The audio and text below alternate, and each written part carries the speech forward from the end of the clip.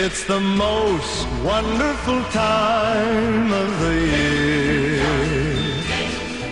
with the kids jingle belling and everyone telling you be of good cheer. It's the most wonderful time of the year. Before I can tell you the movie that I'm going to be reviewing today, I'm going to go back, way back, to 1843 with the original Charles Dickens novel of the same name.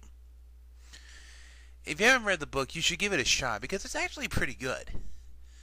The plot, if you haven't seen it, spoiler, is that a greedy old man named Scrooge is visited by the ghost of his former partner, Jacob Marley, who basically tells him that the way things are going, you're going to be a wandering ghost with chains so heavy that they're going to be heavier than mine. And of course, he asks Jacob if there's any way out of it, and he says, I got something planned. You're going to be visited by 3 ghosts tonight. And of course, Scrooge is like, really? So Scrooge is visited by the ghosts of Christmases past, present, and future. The Ghost of Christmas Past shows Scrooge's life as a child and all the things from his past around Christmas. The Ghost of Christmas Present shows family, co-workers, and friends that he has, the very few of them, and how they celebrate Christmas and what they actually really think of Scrooge.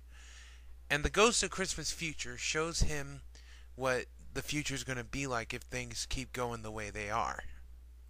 Scrooge is eventually scared straight and becomes the nicest person you'll ever meet, loving Christmas and even helping his worker at his job, Bob Cratchit, with his son, and eventually Tiny Tim makes a full recovery.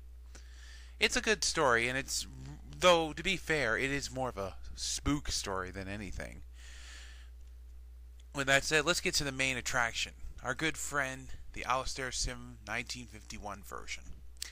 This is the one that a lot of people know about the most and tend to watch sometimes.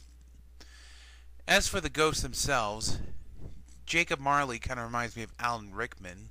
Seriously, he should play Jacob Marley at some point. 9 out of 10 he probably has. As for the ghosts themselves, the Spirit of Christmas Past looks like a cross between Leslie Nielsen and Gandalf the Grey. The Ghost of Christmas Present, the best way to describe him would be Santa Christ. And I'm going to leave it at that. And the Ghost of Christmas Yet to Come, in this one, is just some guy covered in a robe with only seeing his hands. It's a good classic movie, and I definitely am saying stuff that makes it sound more funnier than it is, but it is really good. And I definitely recommend that you take a shot at this one because it is pretty good for what it's worth. So join me tomorrow as I take a look at the next one, and it's a cartoon!